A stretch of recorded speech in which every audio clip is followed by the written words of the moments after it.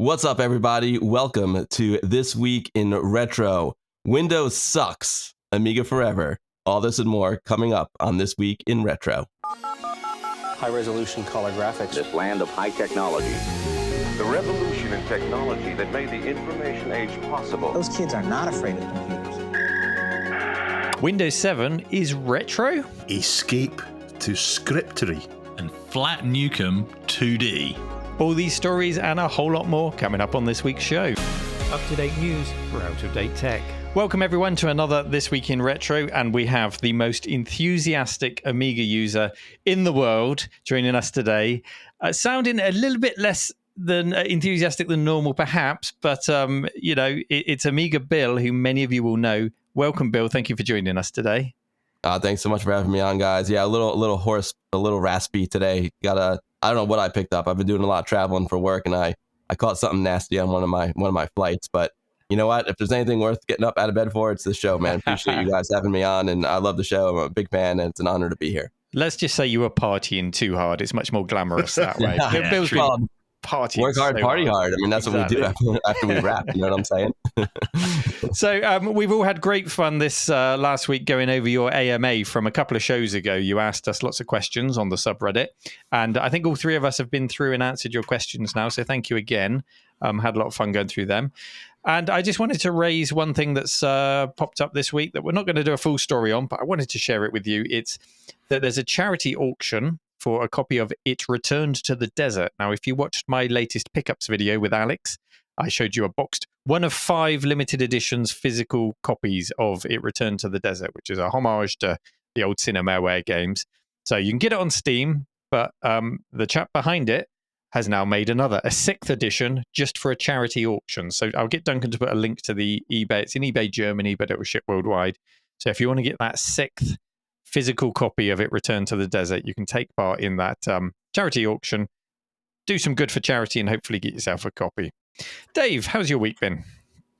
I've been busy with family stuff this week, but other than that, I've been getting air conditioners set up to deal with the heat wave we're having here. It's terrible. I understand Chris is freezing himself to death in Australia. He came on this morning with a beanie on. I did. Look at the state of him. And a dressing gown, which I've now taken off because it looks so old man. But anyway. It's absolutely baking hot here. Other than that, I've not been doing much, Neil. Yeah. Chris, how about yourself? Yeah, not too bad. And actually, this leads into a question, an unanswered question in the AMAs. Somebody did ask what the next system I wanted to buy was. And I know Dave's very interested to see, in my house, is Atari winning or is Commodore winning? How's the count? Is it the dark side winning or the light side winning? Well, there was a system that I was really keen to get, but I was not in a rush to get, let's put it this way. So I didn't want to throw a lot of money at it. And I was actually going to leave it till next year. But one came up at a fantastic price. Very grateful to the guy that sold it to me. He knows who he is. It's a Commodore. I'll put a link for Duncan to put an image in. So Commodore is winning, but I can't show you it in my hands now because A, it's quite heavy, and B, it's plugged into the only CRT in the other corner of the room. It's a CD TV. I'm really happy to have one of those because they started to become unobtainium for reasons that don't quite make sense because they're not that great, let's be honest, but they look gorgeous. They're absolutely stunning. So, yeah, really excited about that. There is going to be a lot of Amiga chat in today's show. There will It's be. just unavoidable. Bill, have you got a CD TV in your collection? Believe it or not, I don't. I've got a CD32. I do not have a CD TV, but I have great memories of it. It's an interesting system. You know, it's kind of like back then, Commodore wasn't really sure what the Amiga was. They're like, is it a computer? Is it a multimedia machine? So, you know, let's make this device that will fit into your home entertainment system. It's actually an Amiga 500, but it's got a CD-ROM with it. It was a little confusing, but I've fond memories of it because I used to run, well, I actually still do, the Westchester Amiga user group. And during the week, we used to have what were called special interest groups. And so it was like, okay, if you're just into music, we're only talking about music at this meeting. If you're into graphics, we're only talking about graphics in this meeting. And our friend Scott, he was an amazing programmer, and he used to run the programming SIGs. And he didn't even have a regular Amiga. He just had a CD TV. Nice. And I have really great memories of going to his house. And he had like a cool setup with the CD TV in his entertainment room. He would like play some music at the top of the meeting, and then we get into the programming. And it was really cool. So it wasn't that popular here in the States either. But it was just, I do have that really fond memory of using the CD TV at Scott's house. Yeah, I mean, the thing it's really got going for it is its looks, first and foremost. It's such a good-looking machine. And, it didn't sell well either side of the pond, so that's why they're difficult to get hold of now and collectible. Unfortunately, the things that did badly suddenly become worth the most in the modern day. Chris? It's so true. I mean, now that I've got one, I can see it was kind of ahead of its time. Nobody else was trying to slot a home computer into the entertainment system hi-fi stack. It was quite a unique thing to do, and it was also early adoption of CD-ROM as a medium as well, ahead of other consoles and that kind of thing. But how about you, Neil? How was your week? Did you have any surprises? Anything you weren't expecting? A cure for anything? I feel like you're getting at something. What is it, Chris? What are you getting at? I don't know. I just thought you always ask us how our weeks are going. How was your week going? Yeah, you had something up your sleeve there that you were going to hit me with. No, I had a good week. We had a patron day in the cave with Simon Phipps, the creator of Rick Dangerous, Shadow Man, lots of other games besides. So he did a wonderful talk that I recorded and I'm editing up this week. Lovely to see all the official cave dwellers and all of Alex's Arcadians that came down to spend the day with us. And it was a very Amiga-oriented week last week because I spent 5 days solid in my editing folder. I've got a folder for every day of filming, stripping an Amiga 4000 that had been painted black, back, trying to get it back looking original. The machine, the keyboard, it had all been painted black, and it was a hell of a job trying to get it back. That video will go out in 40 minutes from now. That will go public. So by the time this goes out, people will be able to watch that condensed 5 days down into 17 minutes, and hopefully you enjoy that whole process. So good game there, Neil. I always appreciate you bringing the trashes to the treasures. The trashes to the treasure. Yes. Yeah. Did you ever see that faceplate for the Amiga 4000? That I think it might have been the Kickstarter many years ago. It was like an aluminum faceplate. Oh no! It was really. I unfortunately I missed out on that one, but the faceplate to my Amiga 4000 is like horribly yellow, so maybe I'll have to send it out to you to get a little refurbished. But it's interesting because most of my Amigas are actually in really good shape, knock on wood. But my 4000, the front faceplate's very yellow, so I thought about getting one of those like aluminum faceplates. They were really cool. I hope they come back. Yeah, well, when I stripped this down, you could see why he painted it in the first place. It was going in that direction. And we used some interesting methods as well on the metal. I won't spoil it, but please, it's well worth watching some of the methods that we've used for this that can help other people as well. So very much an Amiga week. Dave, you took an inhalation of breath there. What's on the screen there in Chris's background, Neil? Oh, hello, Chris. That is a picture of me peering into one of my glass cabinets because just towards the end of the patron day, I found someone had planted something inside one of my glass cabinets. Now, whoever did this must have got a volunteer involved because they would have had the keys to get into the cabinet. And in my cabinet, I found a copy of the Cure's greatest hits, and added to that was a picture of Robert Smith of retro.directory because Dave just likes to troll Robert Smith. So, Dave, were you involved in this? Well, someone who will, I'm sure, reveal themselves eventually, helped play a prank on Neil by slipping that Cure album with a caption or picture of Rob Smith. Now, Rob Smith is not the same Robert Smith from The Cure. Rob creates a few super clever things for the Amiga, but also the amazing retro directory that we always want to talk about, we want people to use. We're not linked to it, we just think it's a fantastic thing to make everyone's retro experience better. But they slipped in that. Now, Neil, who is the only one that could have been involved? Do you think Rob was involved? No, my money's on Derek. Derek, right. And do you think 3 imaginary boys could have done it? Do you think I was involved, Neil? Because you accused me of it. If you weren't directly involved, I think you encourage people to behave badly. So I think that was very much your involvement. A bad influence, am I? Yes, yeah. I think of myself more as a games master. Well, the truth, I'm sure, will out itself. It will in time. But yeah, that was a bit of fun, I thought. Dave, I love Rob's retro directory. It's awesome. Oh, it's awesome. Yeah. I've added some of the barcades here in New York City to his list. That's the most important thing. Yeah, and hopefully, hopefully Australia is starting to fill up because there was a severe lack of entries. Chris, what have you done about that? Chris? No? Chris? What? Sorry, you're talking to me. Sorry, I was just, in the middle of something there. Can't remember what you're talking about. Should we get on with the show? Okay, let's go into Dave's housekeeping. I haven't done anything.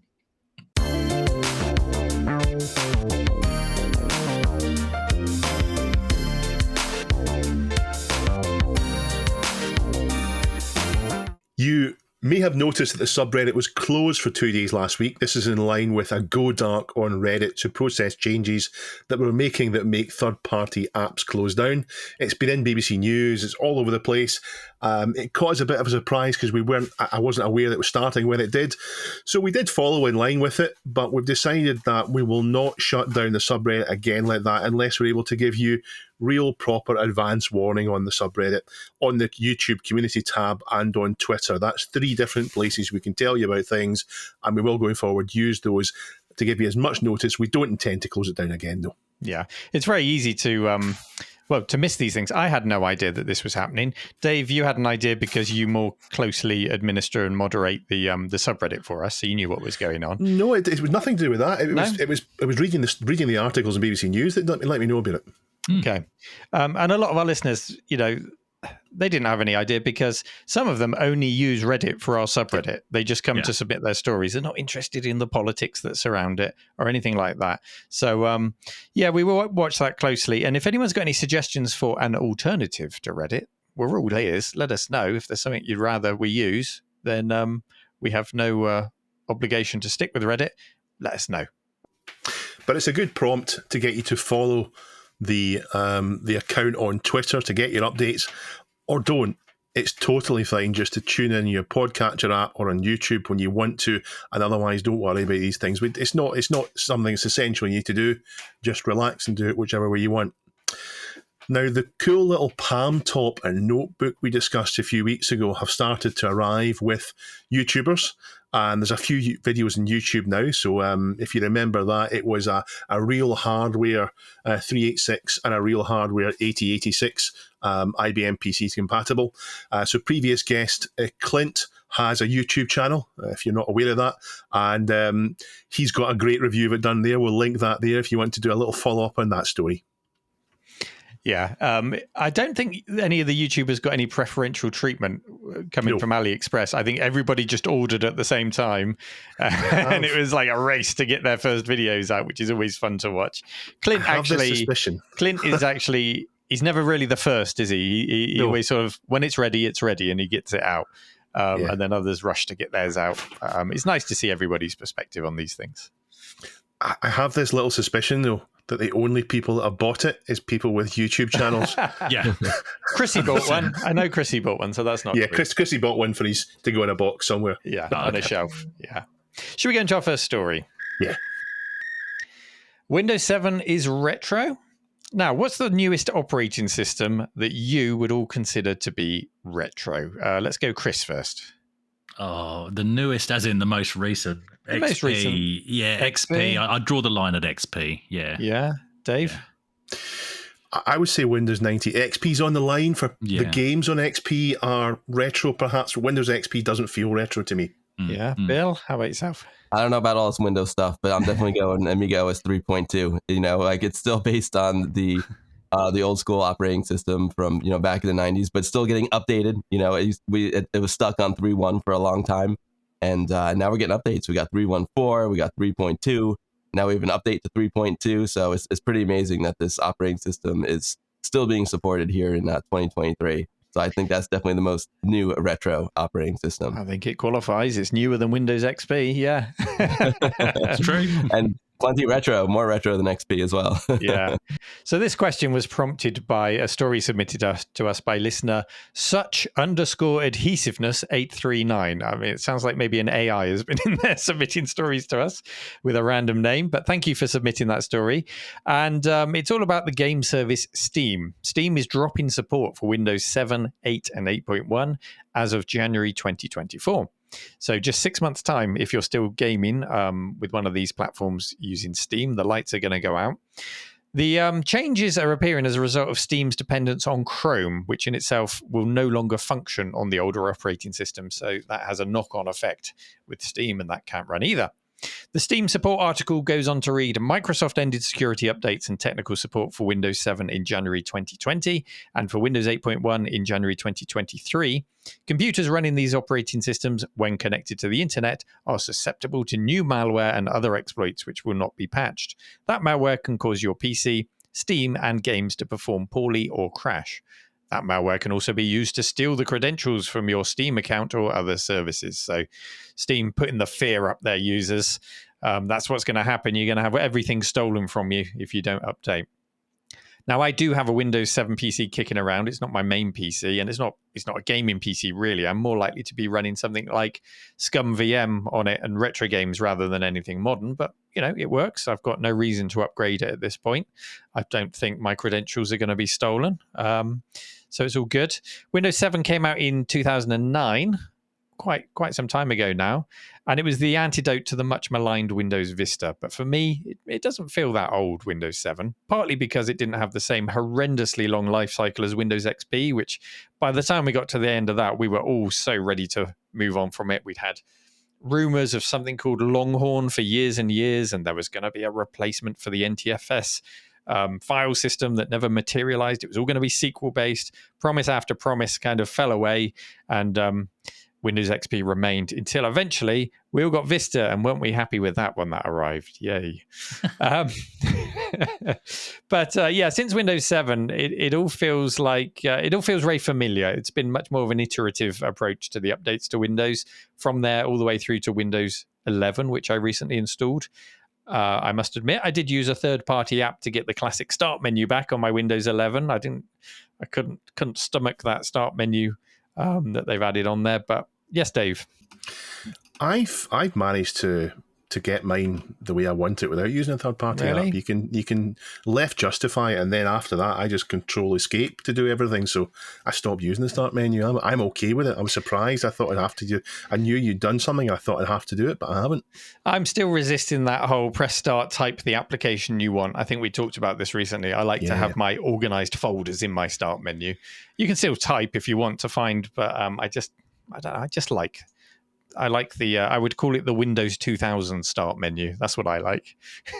It's kind of funny, I go to my Windows, I'm in Windows 10, and apparently my computer is not powerful enough to upgrade to 11, so I need to do some hardware upgrades. Oh, okay. Yeah. Mine says as well. Yeah, no Windows 11 for me. And how about that Windows 8? That was wacky, huh? That was a wacky one. That's where they tried to force Metro on everyone. It's like, hey, we've made this operating system for our phone and this UI. Let's put it on a desktop. Yeah, just as if everyone's got a touch screen all of a sudden. That was horrible. And that was probably when I first started using things like Classic Shell or Open Shell, as I think it's called now, to sort out my start menu. But there we go. So we've got Amiga Bill with us today. So I thought we'd try and give this a bit of an Amiga twist. We've all made you aware that Steam on Windows 7 will be no longer available. Let's move on to Workbench. The Amiga still gets its updates, as Bill said, in the present day, from Kickstart 3.2 to Amiga OS 4, going back a little bit now. Amiga OS 3.2 more recently. Amiga OS 3.2 released after Amiga OS 4. Bit odd, but I'm sure there's a story behind that, but I don't know if Bill can explain that or not. And there are alternatives such as AROS and lots of other things for your Amiga. So let's talk about our Amiga setups. Even you, Dave. How do you like it? Is your OS on your Amiga up to date, or do you have a sweet spot that you like to keep your Amiga at? Dave? I don't know what OS I use on my Amiga. I have one that works, and I put in a disk and it loads a game. I have a Checkmate case, which I will put, once I've done it, an Amiga 500 Plus in an Amiga 500 Plus board, and I will get a Terrible Fire running on that. I'll get the proper hard disk set up running, and I'll be honest, I have set up that in an emulator.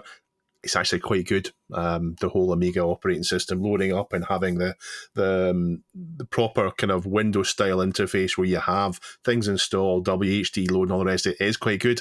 But I haven't the faintest idea which operating system it is, which version it is. I'll just follow a guide or a walkthrough and it'll tell me which one to do, and I won't remember it. So it doesn't stick in my mind that way. When you say you'll get a proper hard disk set up, does that mean you'll direct message our friend Pillock and say, send me a copy of a hard disk image that's all set up for me, and I'll put it on an SD card? Well, I might ask him for a blank one because I understand it's hard to even get that on an Amiga. But once I've got the blank one, I will. And I'm quite meticulous. I'm quite stringent about this. I don't ever want to just copy a whole load of WHD load files or ROMs or whatever system it is onto a system and then have this endless list of games to cut in and out through. I want to install games one by one when I choose to, when I want to play them, and it'll make it just a bit more meaningful for me. But yeah, that's what I'll do, and I don't really know which version of Amiga OS I'll use. I'd like to be nice to you all and say I'm really into it, but I'm not.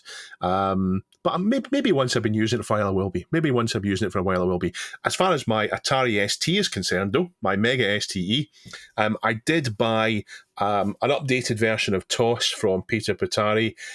He's made a few enhancements to it, but I can't, and I bought it like a year ago, and I can't find my EEPROM burner, and I will not buy another EEPROM burner because it is in this house somewhere. I'm not going to buy another one. It's only like 30 quid or something, I think. I'm not going to buy another one until this one shows up, and it will show up. I didn't expect it to take this long, but it will show up, and then I'll use it. I do want to go back to the Steam thing.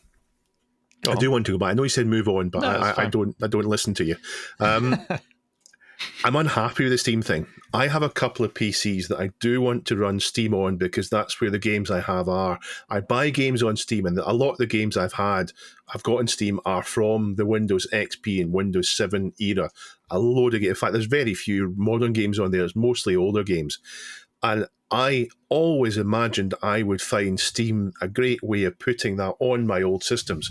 So it's a bit annoying that I'll not be able to, or they say I'll not be able to do that. I have this little suspicion that you'll get an out-of-date copy of Steam and slowly functionality will drop, but it'll still run the games for you and it'll give you warnings. You're not using the right latest thing, security, blah, blah, blah. I've got this feeling it'll be there.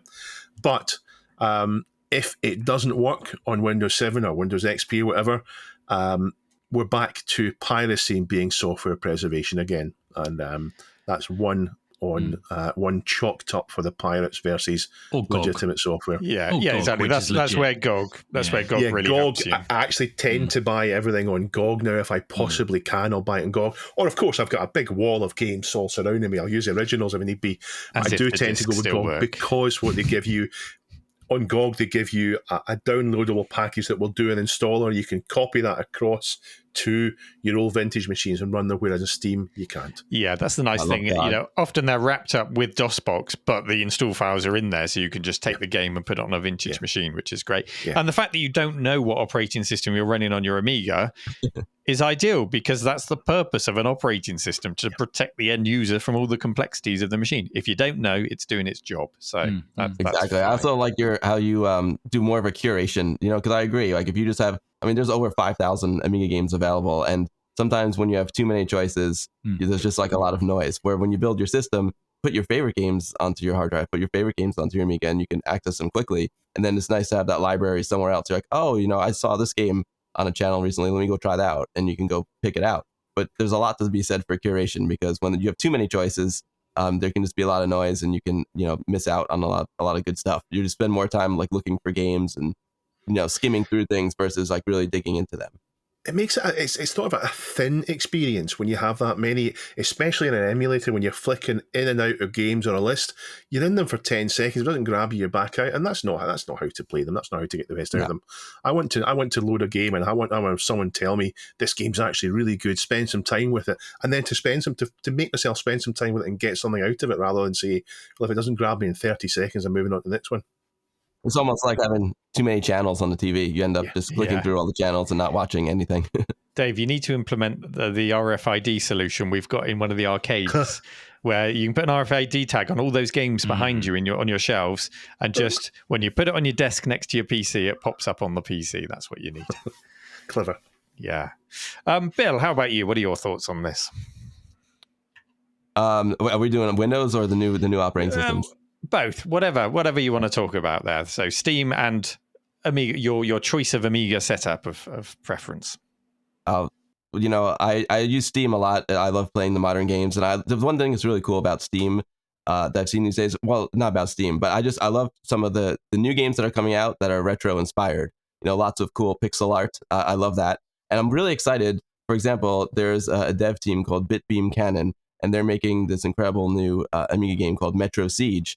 But their model is like, let's make this game for the Amiga, but also have it available on Steam. And this opens it up to like a whole new audience. So maybe some people can, get into Amiga based on that. Some people never heard of Amiga before. And also, hopefully, it'll be good for the guys because, let's face it, the Amiga market is pretty small. So you're not going to exactly, make your money back just by selling to the Amiga community. But you put it on Steam, and maybe these devs can, get some really cool support from other folks who are outside the Amiga community as well, and that could, motivate people to make more games for Amiga. So it's kind of neat seeing this model of how I'm making a retro game primarily for this retro computer, but it's still available on Steam to play on a modern PC. That's pretty cool. Yeah, it's similar to what Bitmap Bureau do. So their latest game, Xenocrisis, that they made, you can buy it even on a Neo Geo cartridge for several £100. Neo Geo CD, you can get it on a Mega Drive cart, you can get it on all these systems, or you can go on Steam and you can enjoy it in exactly the same way. So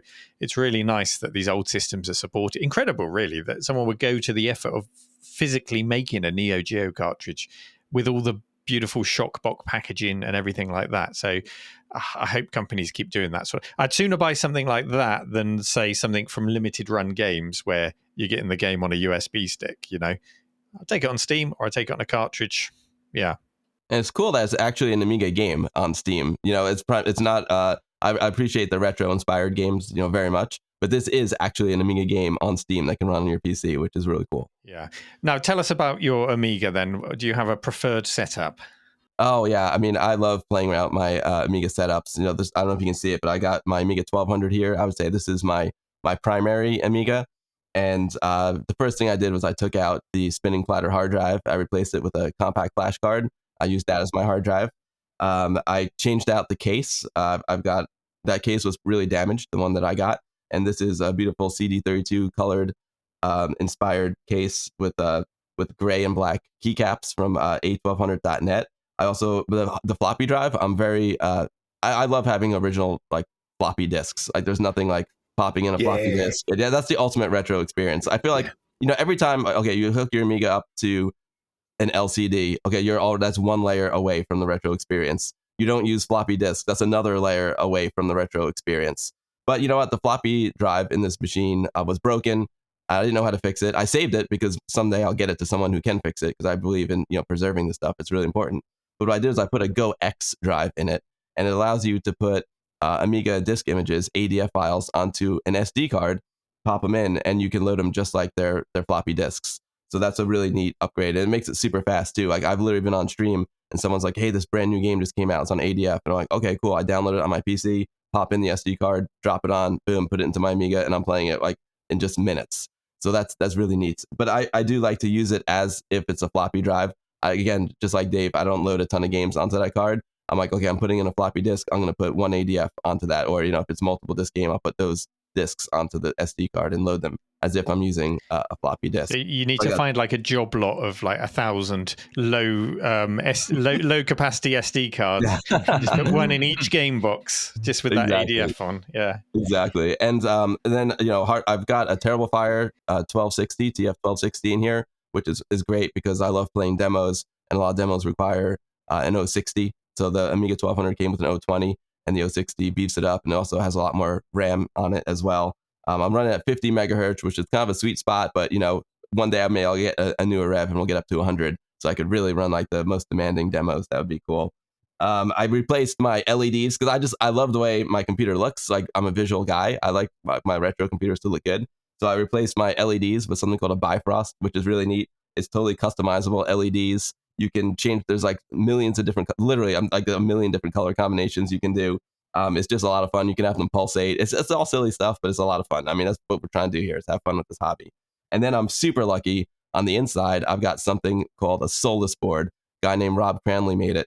And it's a board that can do all sorts of things. It plugs into the clock port on your Amiga 1200. It can tell you like the temperature of your CPU, do all sorts of stuff. But the really cool part is you can connect these RGB lights to it. and then connect it to the RF output on the Amiga 1200. And it takes the audio from the RF port and syncs it with your RGB LED light. So when you're playing a good tune from Hoffman or something, you can see like the LEDs become VU meters, and it's just a lot of fun. Again, totally silly, but a whole lot of fun. Nice. Yeah, I saw that in action at Amiga Island, and it was just incredible. When you combine the lights with like the black case that you've got there, and you've got the black and grey keycaps, it just looks like an incredible, modern, beautiful machine. It's amazing what you can do with that, with an Amiga 1200 and other Amigas now. He says, having just spent a week taking all of the black off of an Amiga, I'm looking at your black Amiga 1200 going, that's amazing. That's cool too. I've seen people, I've seen folks just customize their own Amiga, and some people are like, oh, you can't do that. I'm like, absolutely you can. It's your Amiga. Idea is to have fun. I do want to preserve. I hope people do preserve original Amigas, and they're like for museum stuff. That's great. But at the end of the day, if you have your Amiga 500, you want to do some cool artwork on the case, go for it. Yeah. Chris, what are your thoughts on your ideal setup? You're an Amiga guy. Yeah, it's not so much my ideal setup, just what I'm using at the moment. So my A500 obviously doesn't have a hard drive, so that's just Kickstart 1.3. And if I happen to go into Workbench, it's because I insert the original Workbench 1.3 disk, and that's how it is, and that's how it should be for me, for that machine. This A1200 actually came with this compact flash card in it, which is a 16 gig card, which was Workbench 3.0, which is the correct one for this machine for the ROM in it. But it did have a heap of extra tools and stuff installed, like extra file managers and launchers and iGame and WHD load and all sorts of stuff. And because I'd never owned an A1200 before, I never had one back in the day, I really wanted to experience it as it would have come from the shop. So I backpedaled that. So obviously I've kept this 16 gig card. That's untouched, unchanged, but I've put a fresh one in there, and that's a fresh install from original discs of Workbench 3.0, and nothing's been done to it. And the only games that are installed on there at the moment have been installed either from the original discs or from ADFs via a external Gotek. So I'm using my Gotek as DF1. But from disk images, there's no WHD load involved at this point. I'm not against WHD load, but at the moment I'm just, how did Workbench 3.0 work? How did the A1200 work from scratch? The only thing I've compromised in, I did briefly test it with the 020 and the 2 meg of RAM, and that is quite limiting. So I very swiftly put back in, because it came in when I bought this machine, the ACA 1233N, which is an 030 card with 128 meg extra RAM as well, running at 42 megahertz. And I can't live without that for too long, if I'm honest, especially because I really like playing about with the first-person shooters that the Amiga had. Gloom Deluxe, Alien Breed 3D2 especially. Even that struggles on 030, though. The 060 I'm very jealous of their build, because that's what you need to run Alien Breed 3D2. But it's just, that's how I like to experience these machines. I was going to say, if you're struggling with the Amiga and the first-person shooters, have you tried a PC instead? Well, on that, I mean, that's the last one I want to come to, actually. I have also played about with Aros, which is, of course, Neil mentioned briefly, an Amiga-like operating system that you can install on a PC. And I played about with that it took me longer to install than I actually spent playing about in it, but it was just a curiosity. And also playing about with Amiga Forever, because using the Amiga Forever disk, you can actually do a KX Lite, I think that's the right term. So you can basically get your PC to boot directly into Workbench 3.x, as they called it at the time. I haven't seen many people bother to do that, and if you do it, it's actually a huge downgrade. That's why. Well, it's just interesting to play about with. But in terms of PCs and their operating systems, and going back to the main story and Steam dumping these older operating systems, Windows 7 doesn't surprise me. Let's face it, that's had its day. But Windows 8 and 8.1, seeing that on the list, that actually really surprised me, because that still feels new. That really did come out because of the advent of touchscreen PCs. And I bought a touchscreen laptop at the time because I thought, well, this is the way forward, and you're going to be stuffed if you don't have a touchscreen. If you're not putting smudges all over your screen, then you're not going to be able to use the operating system. And fortunately, things have backpedaled, and people now understand that. Touchscreen for a phone, good. Touchscreen for a PC screen, especially if you're doing graphic work, extremely bad. It's just the last thing you want. So we have backpedaled. But yeah, I mean, it's just over 10 years old. It doesn't feel old enough to, be losing functionality, for me anyway. Yeah. Well, I will push on, because we've got a couple more stories to get in, and we've had a good old chat about this. I will just say that my favorite is Workbench. I always go back to Workbench 1.3 with the blue and the orange color scheme because it just takes me right back to the Christmas when I got my Amiga 500 and put Workbench in for the first time and loaded up Say and made it say swear words and all of that stuff. So I'm always a fan of the blue and the orange. But yeah, that is how we turn a Windows story into an Amiga story, ladies and gents. If you are still using Steam on Windows 7, it might be time to let off some steam and turn it up to 11, or just get an Amiga. We are sponsored, thank you very much, by Pixel Addict magazine. Now, as many of you will know, Amiga Bill is the face of Amiga Addict. He was right there on the cover with his great big grin on issue 1. Pixel Addict is the sister magazine of Amiga Addict, but it's not just about one system, one irrelevant, out-of-date old system. It's about lots of them, and as well as other things as well. It covers more than just games. It comes out once every 6 weeks and is available online at pixel.addict.media or maybe at your local newsagent. Bill, have you heard of Pixel Addict? I sure have. It's what Jonah and the team over there are doing is just absolutely amazing. The fact that there are magazines dedicated to Amiga, just to pixel art in general, and there's so many of them out there. Besides Amiga Active Pixel Addict, it's incredible. Like, it shows how much interest there is in this retro community. And the fact those guys put so much like hard work and effort into it to like pump it out like every 6 weeks, it's mind-boggling. I mean, it's not even their full-time job. They're doing it for fun. Yeah.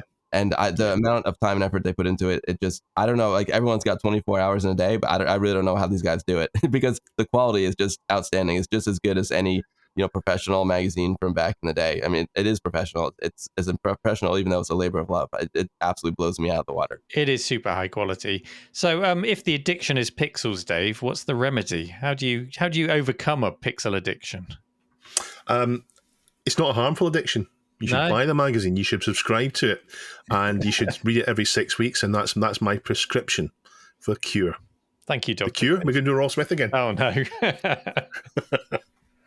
Pixel.addict.media for all your addiction needs. Top quality magazine right there. Now, before I go into my story, I want to reassure people that Bill is not hiding illegal substances under his hat. He is bald, as is the requirement to be on this show. There you go. There it is. I've been bald since I've been 17 years old. One day, I've heard that Bill is doing a charity stream soon, and if he raises enough money, he's going to have the Amiga Boing Ball tattooed on the top of his head. We can all look forward to that. It's like one of the crazy footballers out there, football fans, right? Right, let's go into my story. Back in the 1980s, time moved slowly. Summers seemed to last forever, and we have none of our adult responsibilities, and we could get deep into something for as long as we wanted. I still aspire to improve myself and my life to the point where I can go deep into something again and not have tasks and responsibilities to think about hanging over me, making me feel guilty about sitting doing it. But for today, thanks to a submission from Hidden Loop, let's talk about adventure games and mapping. I know I did a fair amount of this, particularly for text adventures, and some of those had weird maps. You'd leave east, but you'd return by going south. Taking the time to do that with a game could really enhance the enjoyment of it. These days we have auto maps, and the internet is there to give us maps for virtually anything, even the old games. And that's probably better on balance because we're all time poor. We don't have time to do it now, but I still think warmly about doing it old school. Now, just a quick question to three before you get started. Have you ever tried to draw your own map, and can you name the game? Chris? Mercenary. Bill? Never tried to draw my own map, but I love the Fairy Tale Adventure map. Neil? Like you, Dave, text adventures, and I was looking at Infocom's Ballyhoo recently and noticed in the manual it actually starts you off with kind of a hand drawing of the first few rooms of the map, almost to kind of nudge you into continuing the map yourself, which is really nice. It's actually not uncommon at all. Lots of games have that partial map. Even Eye of the Beholder, for example, an RPG, Dungeon Crawler has that. Lots of different examples of that to kind of encourage you to go and do it, and it really does enhance the game, although it takes a load of time. Well, Hidden Loop did it with a couple of World War II escape games. First of all, with The Great Escape. At 8 years old, with presumably a similarly aged cousin, mapped out the camp, the hidden items, and the garden patterns on an Amstrad CPC 6128. Good to see it get some representation in amongst all these horrible Amigas, but still not managing to escape. Now, then a few years later, Escape from Colditz on the Amiga 500. Now, despite not making it out, the good news is that they're now progressing through it on a Mister in 2023. So good luck in escaping. They've attached the maps that were found in a cupboard, and the detail is incredible. Follow the link to the Reddit post to see them. And if you're on the podcast, they'll be on screen now if you're watching on YouTube, and hopefully Duncan can zoom in now. You can see the meticulous detail that have been put in. I don't think any map I made was ever that detailed. I think they mostly started out and then had to change the scale as they reached the side of the page. But now, in The Great Escape, you control a British prisoner of war, and your job is to escape. That means you need to set up certain events to happen. But the interesting thing about it is your man will continue with his daily routine in the prisoner of war camp, and it's up to you to decide how and when he deviates from that to go and try and work in the objective. Now, be that grabbing a Red Cross parcel, stealing a guard's uniform, or exploring the tunnels, and repeatedly playing the game will get you used to the guard routines, to the map, and the various things you need to do to escape. Now, Neil, have you either been a prisoner of war or have you played either of these two games? Either is acceptable. Well, we won't talk about the first, but the second, I mean, The Great Escape, first of all, I think the artwork on the cover by the late, great Bob Wakelin is some of the most iconic artwork on a game of the 80s. I remember the box, I remember the poster up on my wall, I remember seeing it in magazines. It's just so spot on, so great, really captures the feel of that kind of movie type game. So The Great Escape on the ZX Spectrum is the first game that I ever emulated. We used to play it on an Acorn Archimedes at school. We'd sneak in, we'd play it at lunchtime. Someone had snuck a ZX Spectrum emulator on the Archimedes, and Great Escape was the game that we always played. So that was good fun. And then when it came to Escape from Colditz, I nagged my mum to buy the board game. I really, really wanted this board game. She did get it for me one Christmas, and then I made her play it with me.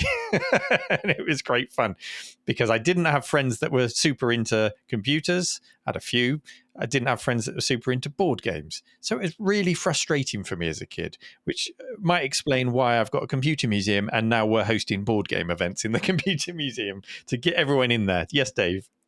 So effectively, your mum became a prisoner of war of you demanding she play the horrible game that she had to pay for. Oh, yeah. She loved Hero Quest as well. So when a game came out based on Escape from Colditz, the board game for my Amiga, I had to have it. So I pirated it. And I wish that I'd actually bought a boxed copy. I didn't ever see it in the shops, to be honest. It was probably listed on special reserve, but I never saw it on the shelves in the shops. And if you happen to have a boxed copy, I'm not saying they go for, but they're certainly listed on eBay in the region of £400 to £500.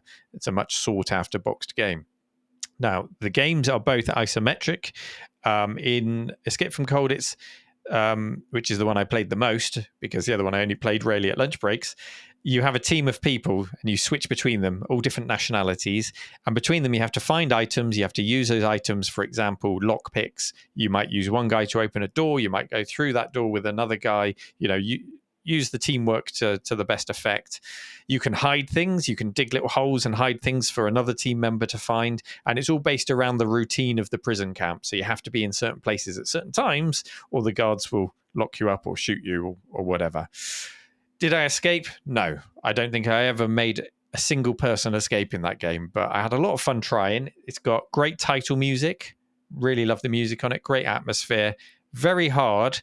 And then until I saw this hand-drawn map, I didn't really realize just quite how big Escape from Colditz was. I thought I'd seen a lot of the map, but there's a hell of a lot more besides to see. So I might have to join them in trying it out again on the Mister and having another crack at it. It is a hard game, but it's a fun game.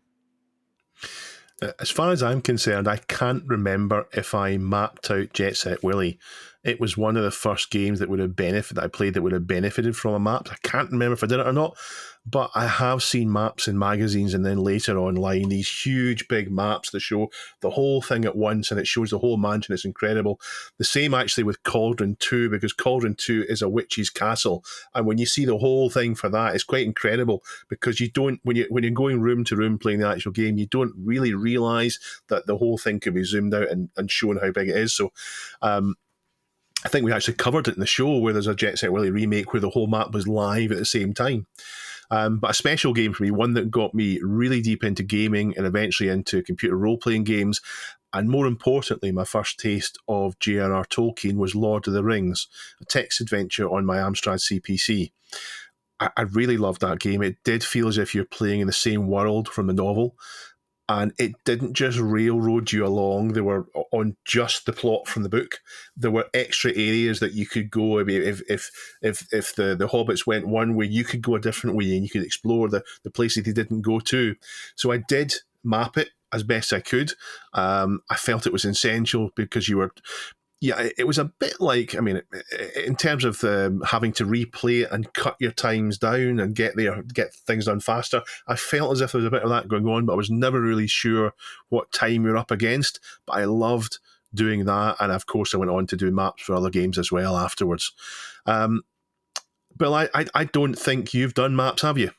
I haven't done many maps. You know, it's a little bit of a shame. But the thing that's cool is I could always like go back and revisit this. But growing up, I think I was just like a little bit too young. And the way it happened was I did get Zork on my Atari 800 and a few of those Infocom games. And I was really intrigued by them. But I think I was just too young to really like understand and process them. And I just kind of, put them on the side and just focused on the arcade games, which I really love. And, I'm more of a visual guy. Like I like to look at beautiful things more than like do it in my head.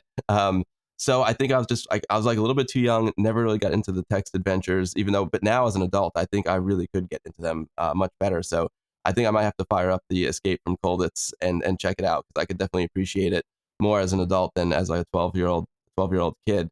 But as far as like escape games, it's not technically an escape game, I guess, but I'll never forget playing Castle Wolfenstein, the original Castle Wolfenstein, and on my Atari 800, and Beyond Castle Wolfenstein on my Apple II.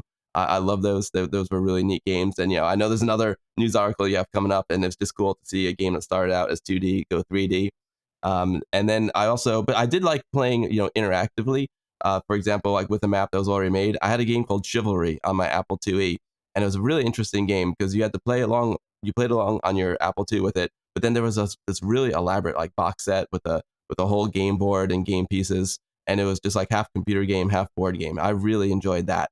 Also, when I did get my Amiga, I did like adventure games, the Sierra adventure games and, classics. I did like playing games like that. One of my favorites was Fairy Tale Adventure, and it came with some beautiful books and this huge, beautiful map of the world. And I really enjoyed admiring that artwork, and the map really helped as well. So I wasn't as much of it in my head drawing the map out myself kind of guy. I like things that were already kind of made for me. But I'm interested in checking out, maybe revisiting some of those old text adventures, because there's definitely, it's like reading a book versus watching a movie. That's kind of like parallelized. Yeah. But just getting back to the other thing you said, I saw some amazing artwork. I love some amazing artwork of like entire worlds from video games. Now, even though it's not an escape game, I think I saw someone do it for Shadow of the Beast, like the underneath the tree world, where it's just the whole, it's all the graphics like pasted together. And it just, when they do that for a game, it's absolutely gorgeous. And it gives you a perspective on the game that you've never seen before. It's like zooming out and looking on the world, and you're like, "Wow, it's incredible!" When they developed the game, this is like what was in their heads. This is what they did when they were making the game, and brought their vision onto the computer. It gives you a whole new perspective on it, and it's absolutely beautiful. It's absolutely beautiful to look at. Chris, tell us your thoughts. For me, the Great Escape I played, I never played Escape from Colditz, and I remember because the Great Escape came with the Spectrum Plus 3 Chartbusters pack on one of the discs. They had 6 games, and it's one of those games. Quite a few Spectrum games fall into this category for me, whereby I started playing them, and then because you had these other packing games, it's like, I don't know what I'm doing, I'll move on, and I didn't come back to it until I got bored of all the other titles, went back, and once I understood the complexity of it. It's a really in-depth game, you know, having to make sure you go to roll call on time and still trying to dig the tunnel, trying to, you know, don't you have to like take packages that have got chocolate in and then bribe the guards and stuff like that? Yep. Lots of little things that you have to do along the way and still, you know, not let the guards know what you're up to in terms of, you know, still going to roll call and that kind of thing. I don't remember ever mapping it out, though. It is a game that I swear I need to return to and I need to complete because I enjoyed it that much, but I didn't map it out. The one, as said before, and I'm pretty sure we've mentioned this in previous episodes as well, is Mercenary, Escape from Targ, the first one, whereby I was just obsessed, you know, and when I was meant to be doing my maths homework, the grid paper from my maths book literally just got used to draw mercenary maps. And that game, especially on the surface, is all about grid references. And then when you go down into the underground areas, it's about, well, where do those join up to? Which grid references do they join up to? Where do the corridors go? Where are the pickup items that you need to get? Where are the other characters that you need to interact with? It's a massive game, even though on the surface it's just this simple wireframe flight simulator in inverted commas. Yeah, huge, and lots of pages of grid paper. And it got me through. I completed that game, played it start to finish. And it's only thanks to the maps. Yeah. I think modern gaming has lost that. And I'm not saying that modern gaming's wrong. I'm not saying modern gaming is worse as a result overall. But you do lose a little bit from that. Modern gaming, you usually have an arrow pointing you where you need to walk to go next on an adventure kind of role-playing game type thing, and that it does take a little bit away from the having to do the maps, although the truth is I don't know how many maps. I mean, if the internet didn't exist, would I do maps now? I don't think I would do. I just don't have the time for it. But I would urge you to have a look at these maps that have been drawn, look at the detail, look at the time that's gone into these. It's quite incredible. Possibly my favorite genre of games is first-person shooters. Possibly. It really depends on the mood and the day, you know, but it's up there. And as time has passed, what I often think of as one of my least favorite genres is platformers. Don't know why. Just, you know, don't gravitate towards them. But the best first-person shooter of all time is, of course, not Doom at all. It's the undisputed king. It's Duke Nukem 3D, and nobody can argue with me on that. Ironically, though, there it is. Dave's holding up Duke Nukem 3D. A very nice looking copy there. Oh, very good. But the irony here is, though, Duke Nukem 3D is in fact it's Duke 3. It's the third game in the franchise. Duke 1 and 2, however, were 2D platformers. As included, funnily enough, my turn to hold up a box, included in this Duke Nukem Kiloton Collection big box, that I actually picked this up. It probably looks better on camera than it does in the flesh. This needs an iron. If anybody wants to don an apron and iron it for me, that'd be fantastic. It needs some restoration, this box, but it is complete. The contents is complete, and it's got screenshots on the back and everything, including the 2D platformers, which are Duke Nukem 1 and 2, because they're in there as well. Dave? That's a good video for your channel. Restoring this box. Yeah. Am I right? Feels like we just put you on a quest, a challenge. If I look at that, Chris, is Duke embossed on the front of that box? It is indeed. Yeah, so that's going to be a difficult one to iron if you wanted to. No, exactly. That's true. But there's lots of rips and stuff, which is probably why I got it for 25. But I still think it's complete inside. Yeah, Duke is ripped. Duke is ripped. And the discs inside, they look brand new. They look pristine, as do all the manuals and everything. It's just the box that has, not stood the test of time too well, unfortunately. But yeah, in terms of the 2D platformers, I did try them back in the day, briefly. I don't remember if I downloaded them or if I found them on a magazine cover disc or acquired them somehow. But I do recall giving them a go. But I really didn't spend very much time with them at all. And only because I'd already been playing Duke 3D, so that puts it in perspective in terms of the time. You know, it was on my P100. That's the machine I was using at the time, and that would have, of course, skewed my opinion because these were old games by that point. And I'm sure most Duke fans would have already known before. You know, we covered this story that, of course, the king was originally flat, but never assume. And it's poignant to bring that up even now because, as Bill was talking about Castle Wolfenstein and Beyond Castle Wolfenstein, I thought, hang on, what's he talking about? Because to me, Wolfenstein 3D was the first version. I did not know. And so I had a quick look. I thought, no, surely I knew that. So I quickly look up the screenshots of those two games. Never seen them before in my life. Never seen them before. Every day's a school day, Chris. Yeah, every day's a school day. So there you go. I did know about Duke Nukem 1 and 2, though. But like, never assume that people know these things. And that's the very reason why Zoe Handley from Destructoid.com has written an article all about Duke's origins, and specifically the fact that he was, in fact, a 2D platformer. Because, you know, maybe just somebody out there doesn't know, just like I didn't know about Castle Wolfenstein. In the article, it's a really good article, so as always, we like to point people towards the original source. But she points out that it's very similar to mechanics to what became Duke Nukem 3D in terms of collecting keys to exit the level. Everybody's bouncing up and down. I think Bill would like to say something. And let's not forget another classic that was started out in 2D, Grand Theft Auto. You know, we think of Grand Theft Auto 5. That started out in 2D as well. Yeah. Absolutely. Yeah, totally.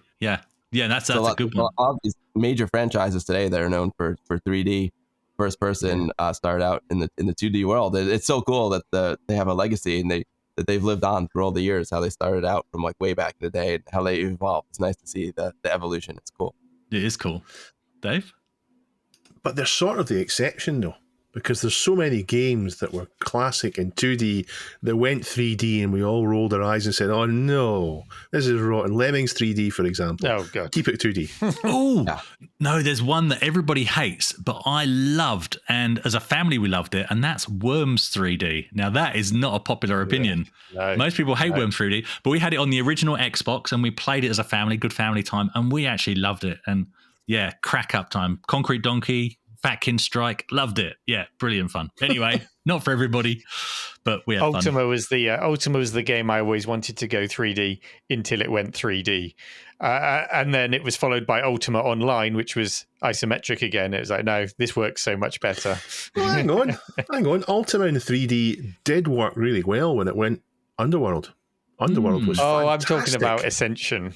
I know. Yeah. Ultima Underworld was incredible. And that was a side plot, though. I'm talking about the main thread, the main game story. I get you. When you said Ultima 3D, that's what I thought. I thought Underworld, and then you started to talk badly about it. I thought, what? Oh, he means Ultima 9.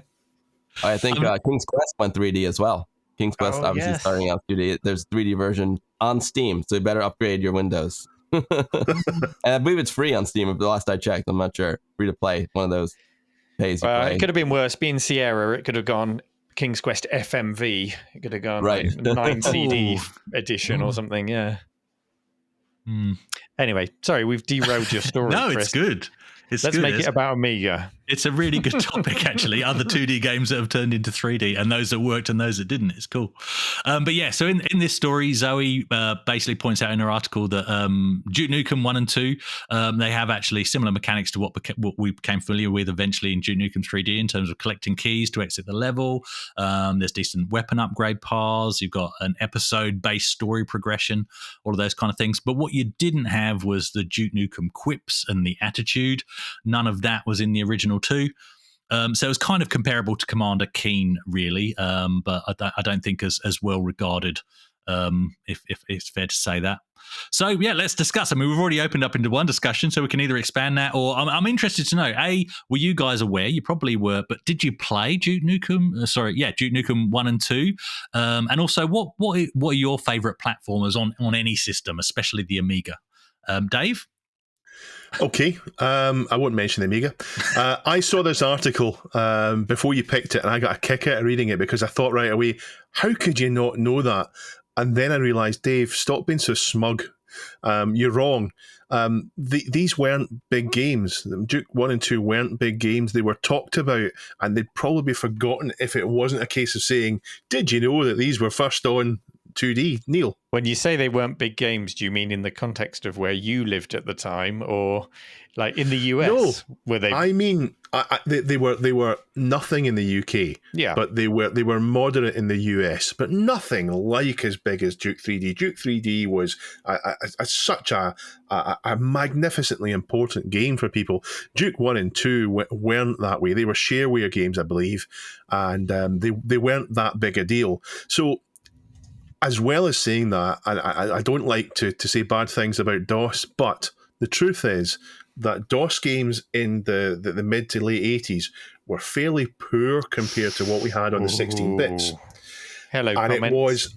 around 1990 that things really started to race for DOS until it left the ST and the Amiga and the consoles in the dust because you had such good games in the PC you couldn't do elsewhere.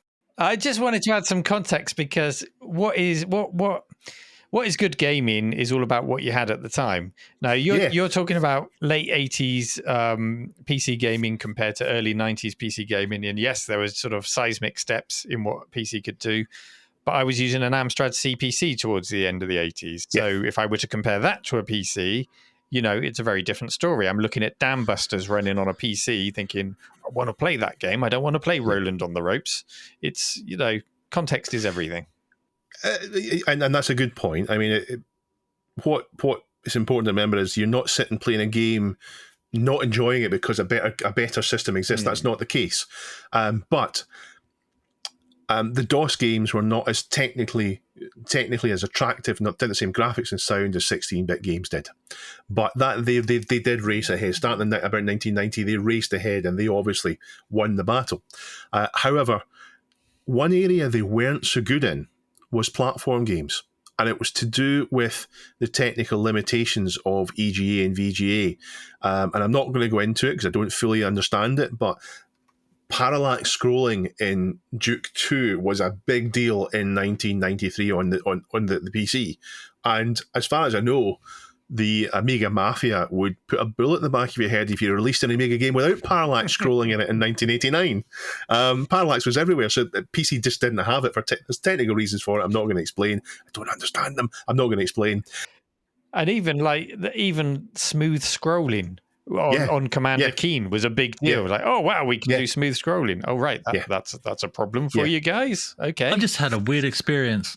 I was just literally sitting there going, but shoot 'em up construction kit, you couldn't do it. And then I found myself thinking, hang on a minute, if you did some clever stuff with sprites, even though they're not shootable enemies, you could actually use sprites to mimic parallax scrolling. I'm going to experiment with that. That can be done. All right, sorry, carry on. There's a future video.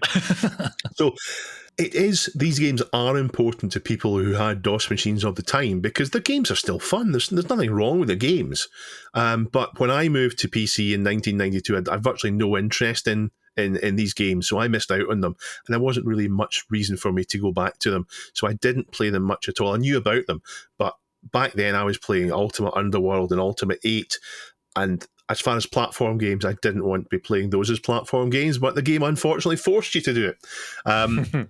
I did play lots of platform games back in 8-bit and 16-bit days, and the ones that stand out to me are Jet Set Willy, Manic Miner, Roland in Time, Roland in Space, Turrican 1 and 2. Those games there for platformers really stand out. What's this kind of cinematic one that's a bit like Dragon's Lair in terms of doing the right thing at the right time to move forward? Another World, that's it. Another World. Those kind of games. No. Don't be comparing Another World to Dragon's Lair. That's a totally different game. Dragon's Lair is linear cartoon with junction points. Another World is platform puzzler. Yeah, you've got with junction points. No, you've got control. It's not. Have you ever played it, Dave? Yes, I know what he's saying. Though. I know what. No, I'm going to stand in the middle. I'm going to stand in the middle. It is so time critical. Another World. There are some points where you think it's quite similar in mechanics. I know what he's saying. And he's wrong. You have but, to kick. Yeah. You have to go and you have to kick the slugs to move forward. And then you move forward. You have to run back and then go back and jump on the rope and grab the rope. It's a very linear game. Now, I'm not saying it's a bad game. Bill is holding up a box copy. Of course, it's called Out of This World in the US. Yeah, there's American. It's a fantastic game. It's a fantastic game. I'm not going to go at it at all. But I feel it's Dragon's Lair style of gameplay. I'll die on that hill. It's not as bad as Dragon Lair, but I see what you're saying. Anyway, carry on. I don't think Dragon's Lair is a good game. I think Dragon's Lair is an amazing technological feat. Yeah. Another World is a fantastic game. Bill looks like he wants to say something there, Dave. Go on, Bill. To me, tell me I'm right. No, Dave, sorry, I have to disagree with you on that one. To me, the Dragon's Lair and Another World are quite different, but it's all good. I hear your point. I mean, to me, Another World, it was called Out of This World here in the US, and the artwork is horrible in the US version. I don't know why they changed it. It was kind of ridiculous with this guy. I don't know. The original artwork is so beautiful. I don't know why they would change it or try and rebrand it. But anyway, this game, to me, this is like an Amiga original game. And it was one of the first games that really brought a cinematic experience at home. Did you know it was developed on an ST? But was it? Yeah, it Oh. was actually developed on both. Yeah, both. because but it was. I still consider it an Amiga original. Did it come out at the? I don't know. I'm sure you're right. Yeah, but and to be honest, I'm not like an ST hater. I got. No, I know. My first computer was an Atari 800, and I followed the J minor lineage well. Yeah. Stop toying with Bill, Dave. I do this. I like to have a little dig now and then. I don't really mean it. It's so funny because I did. There are some really cool documentaries with the creator Eric out there.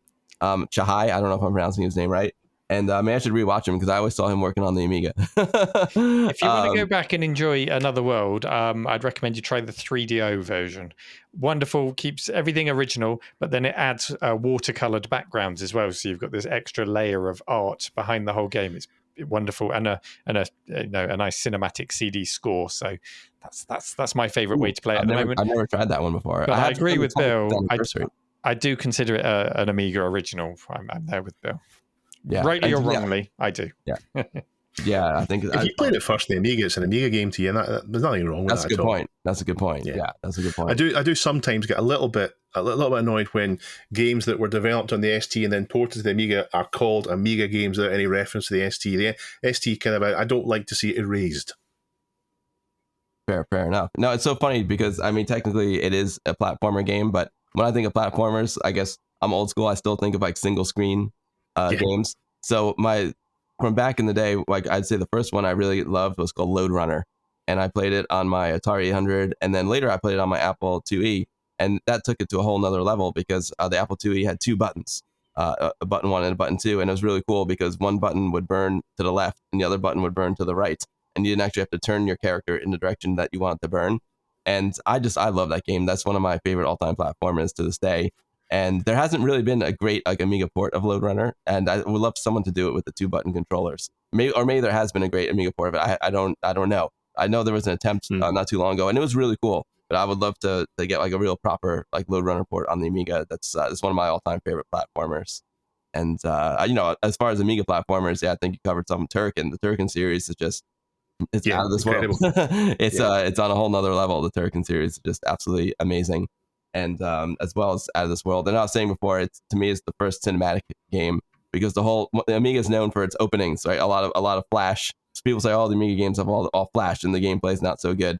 That's true in some cases, but not all cases. Well, this one's got plenty of flash. That opening sequence is like watching a movie. The opening sequence to another. It really fits the game really well. It feels as if it's part of the game, not just something that someone else has decided to do as a let me show you what I can do, and then stick this in the front of your almost unrelated game. It's nothing like that at all. Exactly, because the way it integrates too, like when it's almost like Tron when he gets zapped from his laboratory and then put into the actual gaming world. It flows so smoothly. What about Duke 3D? Do you remember that?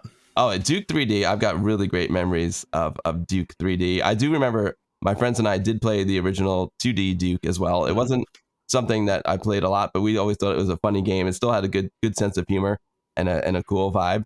And then when Duke 3D came out, I always I love first-person shooters as well. But for me, back then, there was nothing like getting together like with your friends and playing games together.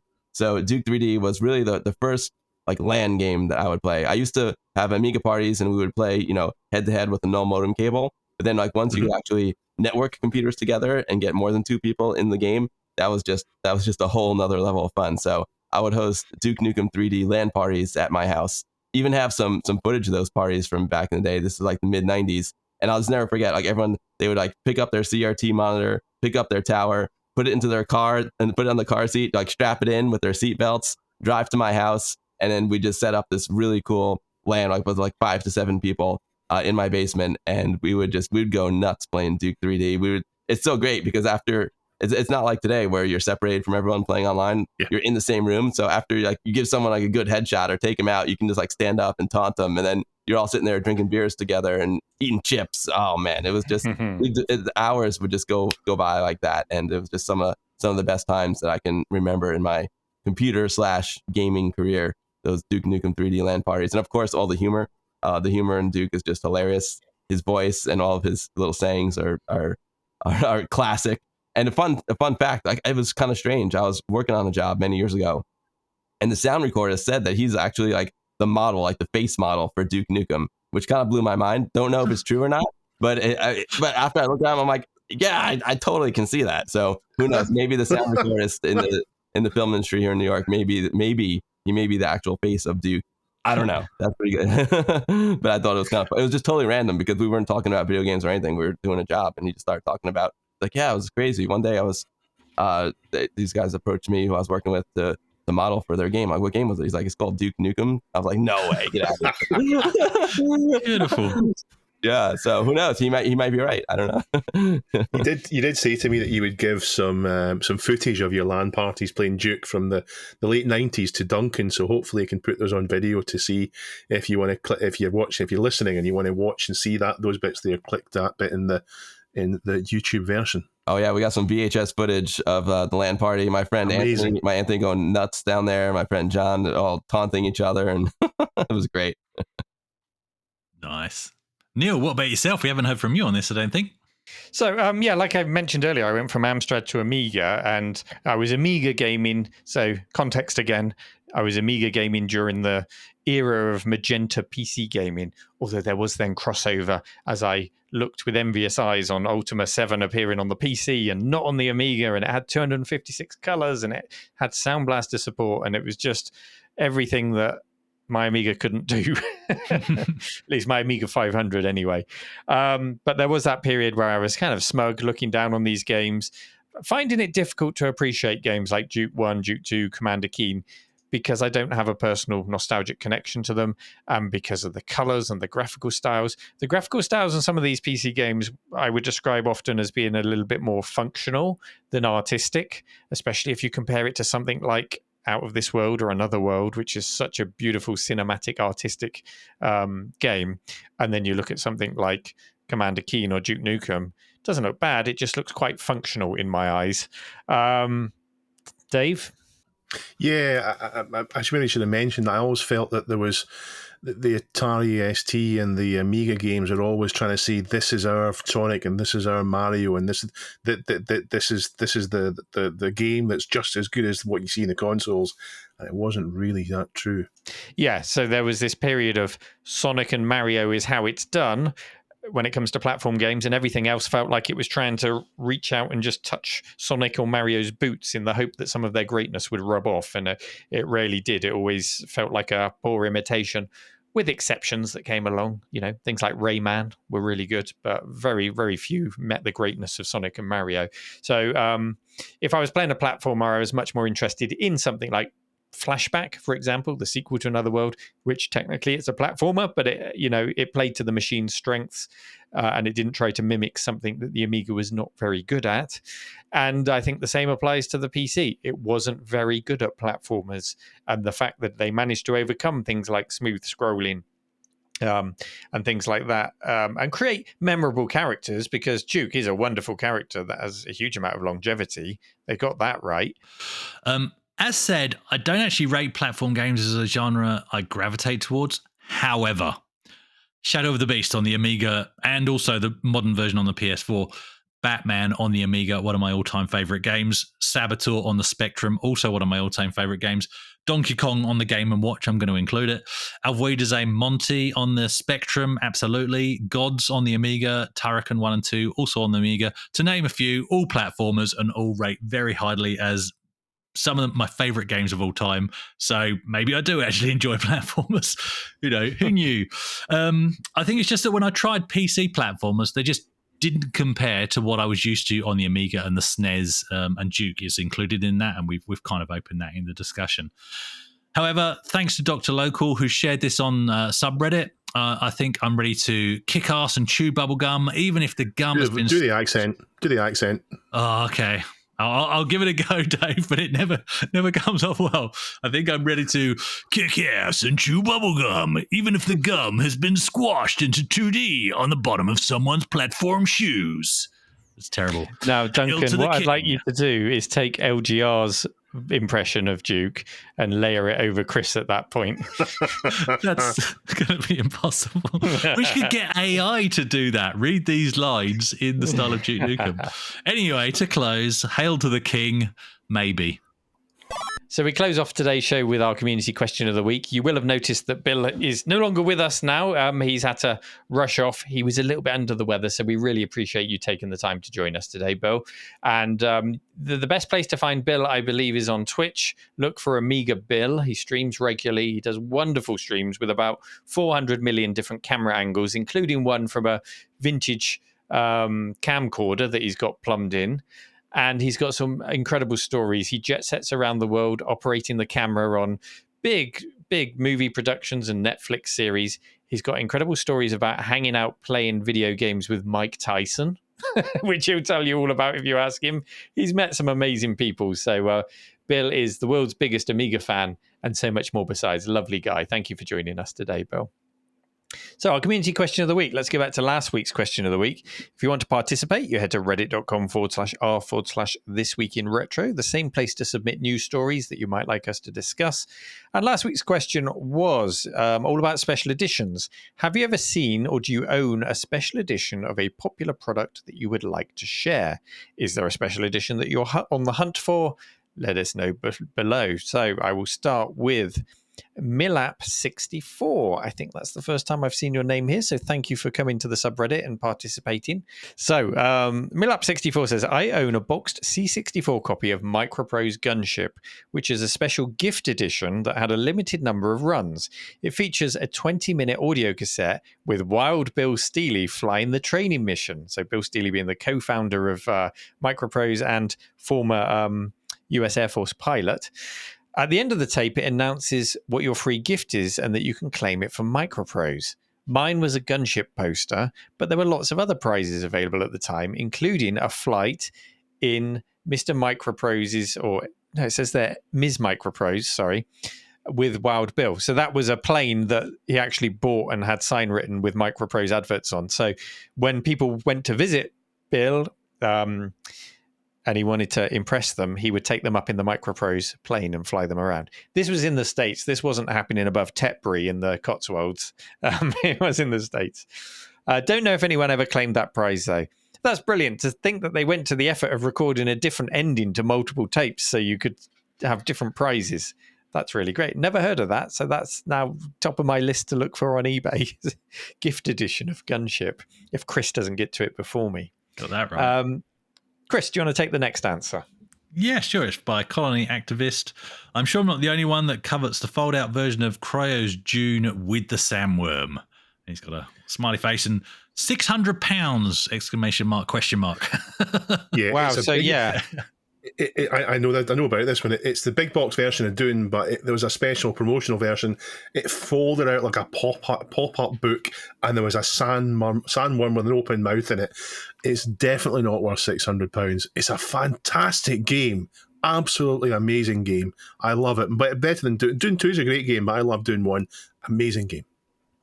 There is a link to a current eBay listing that shows it's £600 if you do want to go and look at that. But I certainly won't be dropping £600 on that. Thank you very much. Dave, do you want to read the next answer? Yeah. Senior Buy 445 says a 24-karat gold-plated DeLorean. And it's linked to an advert that says, this Christmas, American Express brings you the gold at the end of the rainbow. And it says, front cover of the 1980 American Express Christmas catalogue featuring the gold-plated DeLorean. Offered at $85,000 each. Only 2 were sold. So it was a limited edition of 100 DeLoreans with 24-karat gold plating, but they only sold 2. Well, Oops. my first car, my Ford Escort, was gold with beige interior, so I like to think it's up there with the gold-plated DeLorean. My Proton Persona was gold. Yeah. Proton Persona. So there are many more answers besides, plenty of them with links to go in and see things like a gold BBC Micro in the London Science Museum. Thank you, Granby Strength. Warshi7819 talks about a gold Competition Pro joystick. What else have we got? A gold-plated version of the Kenobi lightsaber. There's a link to that from Taster de Murder. Thank you for submitting that. The millionth Morris Minor is Lilac. Special edition Lilac Morris Minor. all sorts in that thread. So do go and check it out and read through the links. And that brings us on to this week's question of the week. We were talking about maps earlier. So did you ever hand draw a map for a game? Did you sit there with your graph paper and plot carefully each room in a text adventure? Maybe you were plotting Jet Set Willy or some other platformer that Dave was talking about earlier.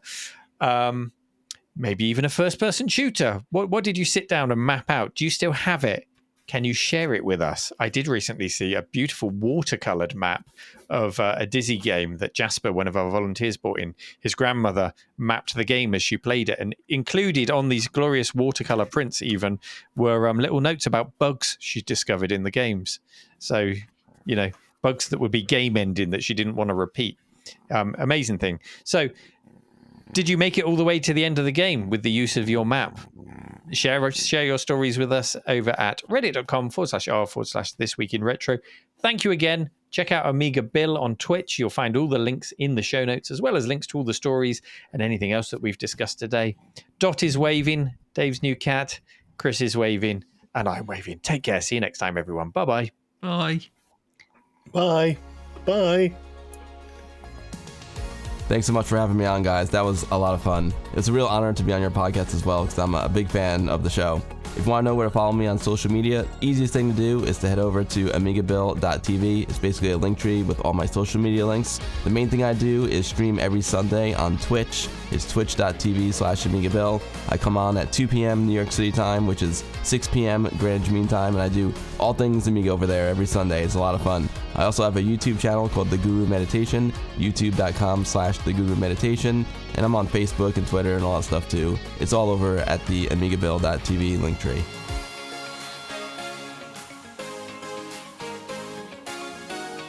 This Week in Retro was presented by Neil from RMC The Cave, Chris from 005 AGIMA, and Dave. It was produced by me, Duncan Styles. The podcast version of the show is available through your favourite podcaster, including Apple Podcasts and Spotify.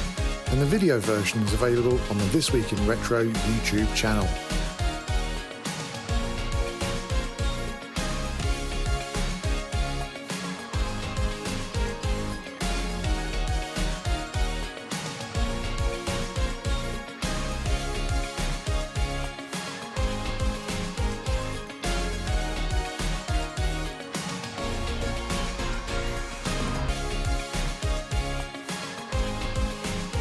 Join our community subreddit at r/thisweekinretro to suggest and vote on the stories we cover on the show.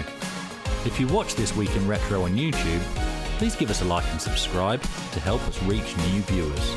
If you enjoy our show and would like to support it, then please check out the link to our Patreon page in the show notes or description. Thank you for listening, and we'll see you next time for more up-to-date news for out-of-date tech.